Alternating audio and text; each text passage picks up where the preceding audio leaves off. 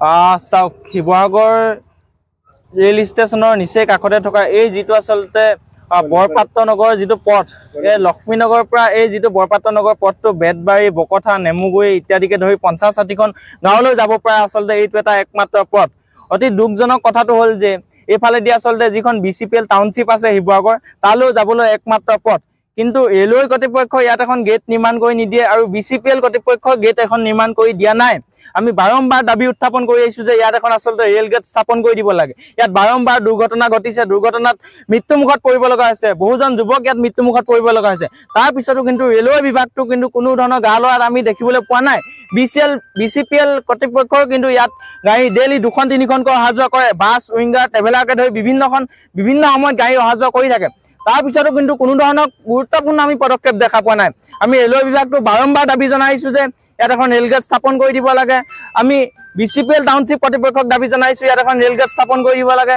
তাৰ পিছতো মানুহক প্ৰবঞ্চনা কৰি আছে, প্ৰতাৰণা কৰি আছে। আৰু পূৰ্বৰ যিজন আচলতে সাংসদ আছিলে তপন কুমাৰ গগৈ, তেওঁ আমাক প্ৰতিশ্ৰুতি দি থৈ গৈছিল যে ইয়াত এখন ৰেলগেট স্থাপন কৰি দিয়া হ'ব অনতি পলমে। কিন্তু আজি 1.5 বছৰ উকলি যোৱাৰ পাছতো ইয়াত এখন ৰেলগেট স্থাপন কৰি দিয়া নহ'ল। তেওঁ কিন্তু অতি চতুৰালীভাৱে আমাক লিখিত প্ৰতিশ্ৰুতি আমি খুজিছিলোঁ, কিন্তু তেওঁ লিখিতভাৱে প্ৰতিশ্ৰুতি নিদিলে, মৌখিকভাৱে আমাক কৈ থৈ গৈছিল যে ইয়াত এখন ৰেলগেট স্থাপন কৰি দিয়া হ'ব। এতিয়া যদি আমি কথাটো ক'বলৈ যাওঁ, তেওঁ কয় যে আমি কোনো ধৰণৰ প্ৰতিশ্ৰুতি দিয়া নাই, তেনেকুৱা কথা বতৰাবিলাক তেওঁলোকে কৈছে। আমি এই যিটো ষ্টেচনৰ কৰ্তৃপক্ষ আছে, আমি তেওঁলোককো বাৰম্বাৰ স্মাৰক পত্ৰ প্ৰদান কৰিছোঁ ইয়াত এখন ৰেলগেট স্থাপন কৰি দিয়ক। তাৰ পিছতো কোনো ধৰণৰ গুৰুত্বপূৰ্ণ পদক্ষেপ আমি দেখা পোৱা নাই। আমি এই ৰেলৱে কৰ্তৃপক্ষক আৰু BCPL কৰ্তৃপক্ষক 10 দিনৰ সময়সীমা বান্ধি দিছোঁ।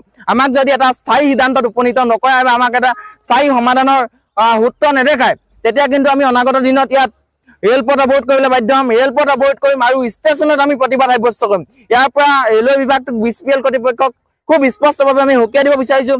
BCPL যদি ইয়াত এখন ৰেলগেট স্থাপন কৰি নিদিয়ে, আমি কিন্তু ইয়াত BCPL গাড়ী কোনোমতে সোমাবলৈ নিদিম, এখনো গাড়ী কিন্তু ইয়াৰ পৰা পাৰ হ'বলৈ নিদিম।